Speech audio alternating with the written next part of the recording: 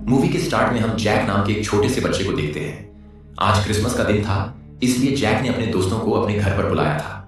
Jack अपने दोस्तों को बताता है कि सेंटा नाम करके कोई होता ही नहीं है।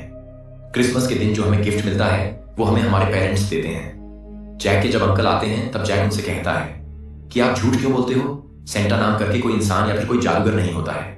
जिस पर उसके अंकल जवाब देते हुए कहते हैं कि सेंटा वो चीज है जो किसी को दिखाई नहीं देता है। सीन शिफ्ट होता है और हमें 30 साल बाद जैक को दिखाया जाता है जो कि बहुत बड़ा बदमाश बन चुका है और वो हमेशा गलत काम ही करता है। वो कोई काम नहीं करता है बल्कि गलत काम करके पैसे कमाता है। अब जैसे कि आज उसे जियोलॉजिकल कंपनी के अंदर जाना था तो अंदर जाने के लिए उसे मैनेजर का आइडेंटिटी कार्ड चाहिए था, तो इसीलिए वो यहाँ पर शॉर्ट सर्किट करता है जिसकी वजह से सभी लोगों का ध्यान भटक जाता है। इसके बाद वो मैनेजर के आइडेंटिटी कार्ड को लेने के बाद कंपनी के अंदर चला जाता है। जब कोई अंदर नहीं था तब वो चुपके से मॉनिटरिंग रूम में जाता है। इनके डेटा को चुराने के लिए वो इनके सिस्टम में एक यूएसबी इंसर्ट कर देता है और फिर चुपके से वहां से बाहर आ जाता है। अब हमें एक मॉल के अंदर सेंटा को दिखाया जाता है। सेंटा के जस्ट बगल में हमें कैलम नाम करके इंसान देखते हैं जो कि एक प्रकार से सेंटा का बॉडीगार्ड है। यहां मैं आपको बता दूं कि सेंटा का एक कोड नेम भी है, जैसे कि रेड वन या फिर उसे लोग निक कह के भी पुकारते हैं। खैर, अब यहां पर जो कैलम था वो बच्चों के द्वारा लाए हुए सभी सामानों को अच्छे से चेक कर रहा था। अगर यहां पर कोई गलत काम कर रहा था तो कैलम उसे सेंटा से दूर भगा देता है। ये पूरी तैयारी कल के दिन के लिए कर रहा था क्योंकि कल क्रिसमस का दिन था। बच्चों से थोड़ा बातचीत कर लेने के बाद कैलम सेंटा को लेकर के यहां से जाने लगता है। वो सेंटा को लेकर के एक ऐसी जगह पर आता है जहां पर आर्मी का एक बेस था। बेस कैंप के अंदर के बाद सेंटा अपने बग्घी के पास जाता है। सेंटा जाकर के अपने बग्घी पर बैठता है और नॉर्थ पोल के लिए रवाना हो जाता है।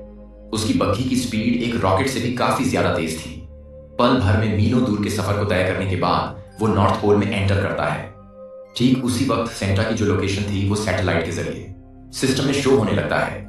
अब जैक इस लोकेशन को ट्रैक करने के बाद इस लोकेशन को अपने डीलर को भेज देता है, जिसके बदले में उसे अच्छे खासे पैसे मिलते हैं। इधर जो सेंटा थे वो एक बैरियर को खोलने के बाद एक ऐसी दुनिया में एंटर करते हैं जिससे इंसान अनजान है और इस दुनिया के बारे में कोई नहीं जानता है। एक प्रकार से आप मान सकते हो कि ये एक जादुई दुनिया है। यहां जोरों शोरों से तैयारी हो रही थी क्योंकि कल के दिन क्रिसमस था और बच्चों को गिफ्ट बांटना था। अब इधर सेंटा जब एक्सरसाइज कर रहे थे तो उसी वक्त कैलन उनके पास अपना रिजाइन लेटर लेकर के आता है, जिस पर सेंटा उससे पूछते हैं कि आखिर तुम रिजाइन क्यों देना चाहती हो।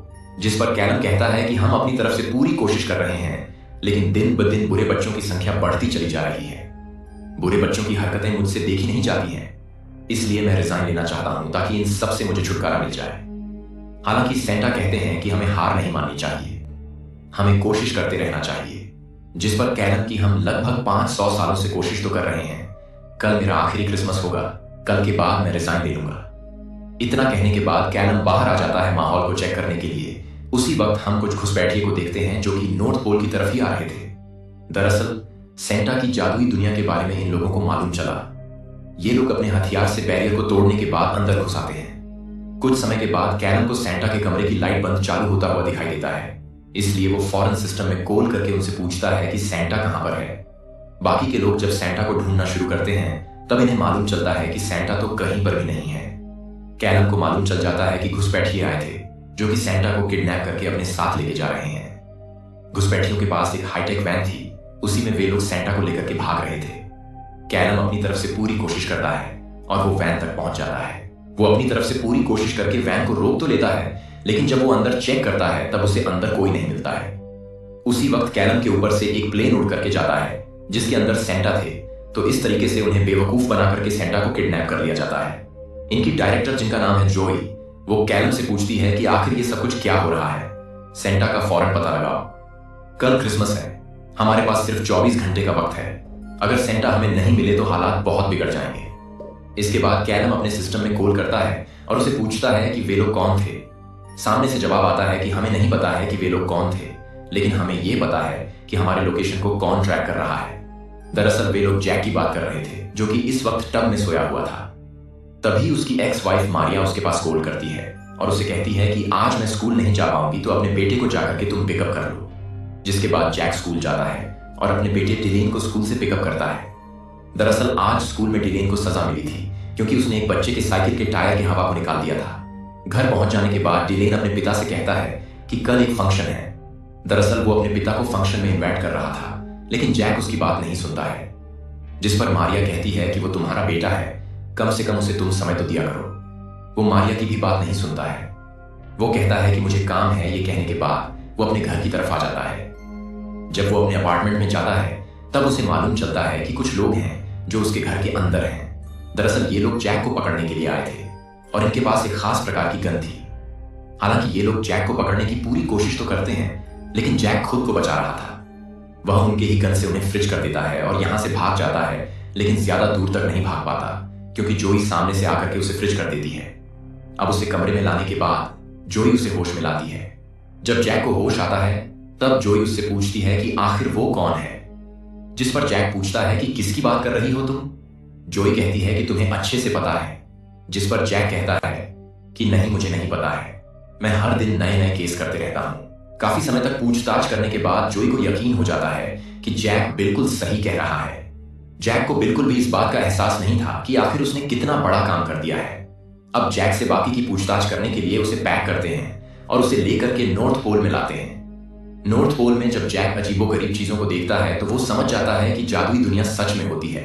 बिग फूट्स नाम की जो कहानियां हैं वो सिर्फ कहानियां नहीं है बल्कि हकीकत है। खैर, अब जोई जैक को लेकर के एक अलग जगह पर जाती है।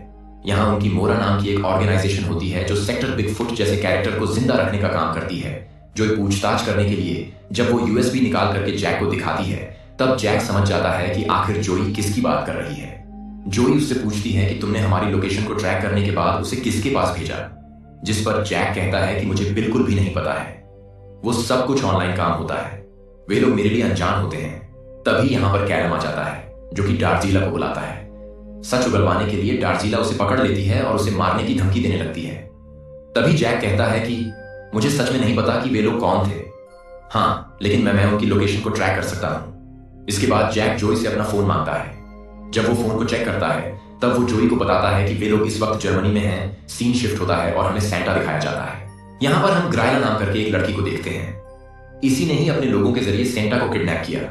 जब सेंटा का होश आता है तब वो सेंटा से कहती है कि अब बुरे लोगों का अंत आ चुका है। इतना कहने के बाद वो जाकर के एक बटन को दबाती है और फिर सेंटा की शक्तियां को खींचने लगती है। सेंटा की शक्तियां को लेकर के वो बुरे काम को अंजाम देने वाली थी। सीन शिफ्ट होता है और हमें दिखाया जाता है कि कैलम लेकर के एक टॉय की दुकान पर आया है। कुछ छोटे मोटे सामान लेने के बाद कैलम जाकर के एक दरवाजे को खोलता है। दोस्तों, ये दरवाजा एक प्रकार से पोर्टल की तरह काम कर रहा था। इन दरवाजों का इस्तेमाल करके कैलम एक जगह से दूसरी जगह जाता था। इस तरीके से ये लोग पल भर में जर्मनी पहुंच जाते हैं। यहाँ कैलम एक टॉय को नीचे रखता है और अपने हाथ में लगे गैजेट से जादू करता है, जिसकी वजह से बुखार बड़ी हो जाती है। यह देख करके जैक काफी हैरान हो जाता है। कैलम के कहने पर जैक उस लोकेशन पर आता है जहां वे लोग इन्हें मिलने वाले थे, जिस इंसान को जैक ने डेटा भेजा है। यहां पर हम 3 लोगों को देखते हैं जो कि उस इंसान के बॉडीगार्ड्स हैं। उस इंसान से मिलने से पहले इन्हें बॉडीगार्ड्स को हराना होगा। बॉडीगार्ड कहते हैं कि तुम उससे नहीं मिल सकते हो, जिसके बाद कैलम अपना जलवा दिखाना शुरू करता है। वो बड़े से छोटा, छोटे से बड़े होकर के इन लोगों को घुमा घुमा के मार रहा था। पल भर में वो इन सबकी हालत खराब कर देता है और फिर उसकी मुलाकात होती है ब्रोकर से। ब्रोकर वही इंसान है जिस इंसान को जैक ने डाटा बेचा है। ब्रोकर शरीफ बन रहा था, लेकिन तभी जैक कहता है कि कल रात को मैंने ही तुम्हें वो डाटा बेचा था। कैलम उससे पूछता है कि तुमने वो डेटा किसको बेचा, बस उसका नाम बता दो। ब्रोकर नाम नहीं लेता है, बल्कि उसका नाम रेत पर लिख देता है। उसका नाम ग्रायला था और जैक उसका नाम ले लेता है, जिसकी वजह से ग्रायला इन लोगों को सुन लेती है और इनकी लोकेशन के बारे में उसे मालूम चल जाता है। वो पल भर में ब्रोकर के शरीर को परचेज कर लेती है और कैलम से कहती है, तुम लोग कई साल से बहुत मेहनत कर रहे हो, अब तुम लोगों को आराम करना चाहिए। इस क्रिसमस में उन सभी बच्चों को सजा दूंगी जो झूठ बोलते हैं, कानून तोड़ते हैं और अच्छा बनने का दिखावा करके लोगों को धोखा देते हैं। इतना कहने के बाद पूरा मौसम साफ हो जाता है और तभी समुद्र के अंदर से एक बस चल करके बाहर कैलम उस बस के करीब जा रहा था। तो उसी वक्त उस बस के अंदर से 3 स्नोमैन बाहर निकलते हैं। इन स्नोमैन को ग्रायला ने ही भेजा था। अब यहां पर जो जैक था वो ब्रोकर को लेकर के भागता है, क्योंकि ब्रोकर ही इनकी आखिरी उम्मीद था। कैलम स्नोमैन से फाइट करता है और इन्हें मारता है, लेकिन ये लोग मरने का नाम ही नहीं ले रहे थे। ये लोग फिर से जिंदा हो जा रहे थे, खुद को ठीक कर ले रहे थे। फाइट के दौरान एक स्नोमैन आकर के ब्रोकर को फ्रीज कर देता है। इधर जो कैलम था वो स्नोमैन के नाक पर लगे हुए कैरेट को जैसे ही निकालता है तो उसी वक्त स्नोमैन पिघल करके नीचे गिर जाता है। मतलब कि अगर इनके नाक से कैरेट को निकाल दिया जाए तो ये अपने आप ही खत्म हो जाएंगे। इधर एक स्नोमैन जैक के ऊपर हमला करने के लिए आ रहा था, लेकिन तभी कैलम उसके नाक से कैरेट को निकाल देता है, जिसकी वजह से वो पल भर में खत्म हो जाता है। अब कुछ समय के बाद जोय अपनी स्पेशल टीम को लेकर के यहाँ पर आती है, लेकिन जैसे कि ब्रोकर जम चुका था तो इनके पास अब कोई सबूत नहीं था। उसी वक्त कैलम के दिमाग में एक आइडिया आता है। वो अपने सिस्टम में चेक करता है कि आखिर कौन कौन सी जगह पर शक्तियों का इस्तेमाल हो रहा है।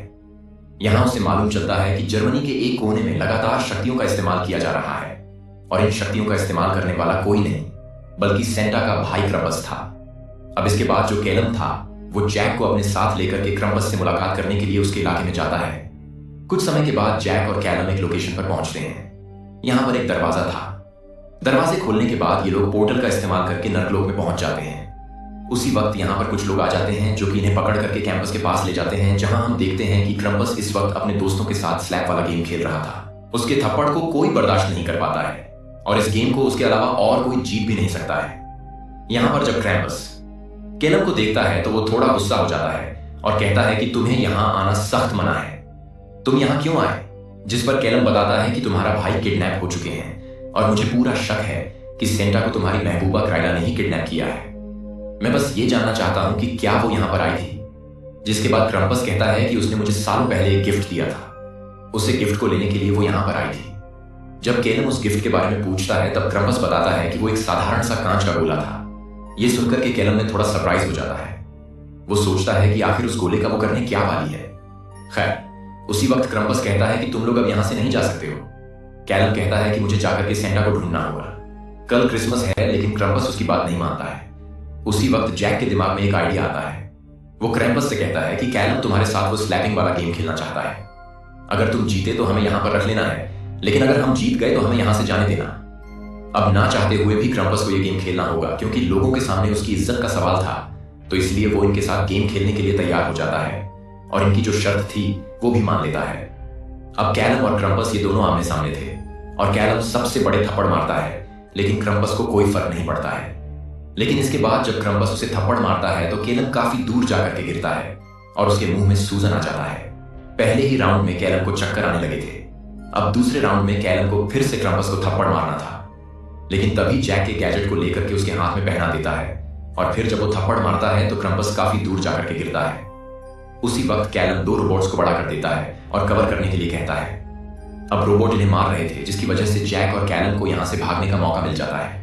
ये लोग फौरन भाग करके बाहर आ जाते हैं और गाड़ी में बैठा करके यहां से जाने लगते हैं। जब ये लोग जर्मनी के रोड से होकर के जा रहे थे तब इन्हें रास्ते में एक पियानो दिखाई देता है। अब रात के समय में आखिर पियानो यहां पर कौन छोड़कर जाएगा, ये सोच करके ये लोग भी थोड़ा हैरान थे। यहां ये लोग देखते हैं कि पियानो के ऊपर एक गिफ्ट है और गिफ्ट पर जैक लिखा हुआ था। जैक डरा हुआ था। वो कहता है कि मैं इसे नहीं खोलूंगा, इसीलिए कैलम गिफ्ट को खोलता है और उसे अंदर कांच का गोला दिखाई देता है। ठीक उसी वक्त डिलेन भी जैक के पास और कहता है कि तुम्हें फेस्टिवल में नहीं आना चाहिए, तो कोई बात नहीं, तुम मेरे पास ये गिफ्ट क्यों भेज रहे हो? और जब ये लोग गिफ्ट को देखते हैं तो ये वही कांच का गोला था। डिलेन जैसे ही गोले को चेक करता है तो उसी वक्त उसका रंग बदल जाता है और वो गायब हो जाता है। अपने बेटे को ढूंढने के लिए जैक भी इस गोले को ले लेता है और वो भी गायब हो जाता है। जब जैक की आंख खुली तब उसे मालूम चला कि उसके सामने उसका बेटा है और ये दोनों और इस वक्त उसी कांच के गोले के अंदर कैद हुए हैं। दरअसल ग्राइला ही बुरे बच्चे को सबक सिखाने के लिए इस कांच के गोले के अंदर उन्हें कैद कर रही थी। वो और भी बच्चे को किडनैप करने के लिए ढेर सारे कांच के गोले को बनाने लगती है। इधर कैलम जॉय के पास कॉल करता है और उसे बताता है कि जैक और उसका बेटा दोनों गायब हो चुके हैं, लेकिन अभी तक सेंटा की लोकेशन के बारे में इन्हें कुछ पता नहीं चल पाया है। इधर जैक अपने बेटे से कहता है कि तुम फिक्र मत करो, कोई हमें आकर के बचा लेगा, हम यहां पर ज्यादा समय तक कैद नहीं रहेंगे। इसी के साथ वो अपने बेटे से माफी भी मांगता है। वो अपने बेटे से माफी मांग करके सुधर गया था, तो शायद इसी वजह से कांच टूट जाता है और ये दोनों आजाद हो जाते हैं। जैक ने शुरू से ही जैक के अंदर एक ट्रैकर को लगाया था, तो उसी ट्रैकर की वजह से इन्हें मालूम चल जाता है कि इस समय जैक कहां पर है। इस तरीके से नहीं मालूम चलता है कि ग्राइला सेंटा को लेकर के काफी समय से नॉर्थ पोल में ही थी, लेकिन वो रूप बदल के रह रही थी। लोकेशन को ट्रैक करते हुए ये लोग जैक के पीछा करके पहुंच जाते हैं। जैक को कोई सबूत देने की जरूरत नहीं थी, क्योंकि उसके अंदर तो ट्रैकर लगा हुआ था। यहां जो था वो एक दरवाजे को खोलता है, जिसके अंदर नॉर्थ पोल के बाकी के लोग को बंदी बना करके रखा गया था। इधर जो ग्राइला थी वो बग्घी में जाकर के बैठ गई थी और उसके लोग बग्घी को चालू कर रहे थे। उसी वक्त कैलम अपने लोगों के साथ यहां पर आ जाता है और फिर इन लोगों के बीच में फाइट शुरू हो जाती है। इस बीच ग्राइला को जैसे ही मौका मिलता है तो वो बग्घी को लेकर के यहाँ से भागने लगती है। वो ढेर सारे कांच के गोलों को लेकर के बच्चों को गिफ्ट देने के लिए जा रही थी ताकि वो बच्चों को किडनैप कर सके। साथ में वो सेंटा को भी अपने जैक और कैलम जब उसे रोकने के लिए आते हैं तब वो दोनों को उठा करके फेंक देती है। इस बीच जैक बग्घी से जाकर के लटक जाता है। बग्घी में लगे हुक को वो लातों से बार बार मार रहा था। लगातार ऐसा करने की वजह से जो बग्घी थी ना, वो अलग हो जाती है, जिसकी वजह से वो बग्घी को लेकर के इंसानों की दुनिया में नहीं जा पाती है, बल्कि दोबारा से नॉर्थ पोल में आकर के गिर जाती है। कैलम उठता है और फौरन जाकर के सेंटा को बाहर निकालता है। वो सेंटा को होश में लाता है और देखता है कि वो बिल्कुल ठीक ठाक है। ठीक उसी वक्त ये लोग देखते हैं कि ग्राइला अब अपने असली चुड़ैल वाले रूप में आ गई है। वो उनसे कहती है कि मैं सेंटा को लेकर के ही यहां से जाऊंगी। इतना कहने के बाद वो उन पर हमला करने के लिए जा रही थी, लेकिन उसी वक्त यहां पर क्रम्पस आ जाता है। क्रम्पस लगातार वो चुड़ैल के ऊपर हमला करने लगता है। दरअसल वो भी यहां पर अपने भाई की तरफ से लड़ने के लिए आया था, लेकिन जो ग्राइला थी वो क्रम्पस को अपने पूंछ से पकड़ने के बाद उसे उठा करके दूर फेंक देती है। इसके बाद वो जैक और कैलन के ऊपर हमला करके उन्हें मारने लगती है। ठीक उसी वक्त जो सेंटा थे वो खड़े होते हैं और ऑन टू मूव कह करके जोर से पुकारते हैं, जिससे कुछ जानवर उड़ते हुए आते हैं जो कि उस चुड़ैल को कांच की बोतलों में ले जाकर के फेंक देते हैं। इस तरीके से काला जादू उसके ऊपर ही हो जाता है और वो खुद कांच की बोतल में कैद हो जाती है। सेंटा के पास आते हैं और उनसे कहते हैं कि अब हमारे पास सिर्फ कुछ ही घंटे बचे हुए हैं, हमें फौरन बच्चों के लिए गिफ्ट लेकर के जाना होगा। क्रिसमस की रात खत्म होते ही उससे पहले ही सेंटा तैयार होकर आते हैं। वो बग्घी पर बैठ करके बच्चों के लिए गिफ्ट लेकर के जाने वाले थे। जाने से पहले वो जैक और उसके बेटे को बग्घी पर बैठा करके अपने साथ लेकर के जाते हैं। अब इस तरीके से दोस्तों, सेंटा और उसकी टीम रात भर एक साथ मिलकर के बच्चों के घर पर गिफ्ट रखते हैं और बच्चों में खुशियां बांटते हैं। जब सेंटा गिफ्ट बांट रहे थे तो उस वक्त जैक भी उनके साथ में था। तो जैसे कि जैक को बचपन में बिल्कुल भी यकीन नहीं था कि सेंटा भी होता है और वह हमारे लिए गुड लक भी लाते हैं, लेकिन अब अपनी आंखों से देखने के बाद उसे यकीन हो जाता है कि सेंटा सच में होते हैं। जैक की तरह ही और भी बच्चे थे जो कि धीरे धीरे सुधर रहे थे, तो इसीलिए जो कैलम था वह रिजाइन नहीं देता है, बल्कि वह सेंटा के साथ मिलकर के काम करने लगता है। और यहां पर मूवी का दी एंड हो जाता है। लौटूंगा ऐसी ही शानदार कहानी के साथ। कहानी अच्छी लगी हो तो वीडियो को लाइक करें, सब्सक्राइब करें और अपने दोस्तों के साथ शेयर करना ना भूलें।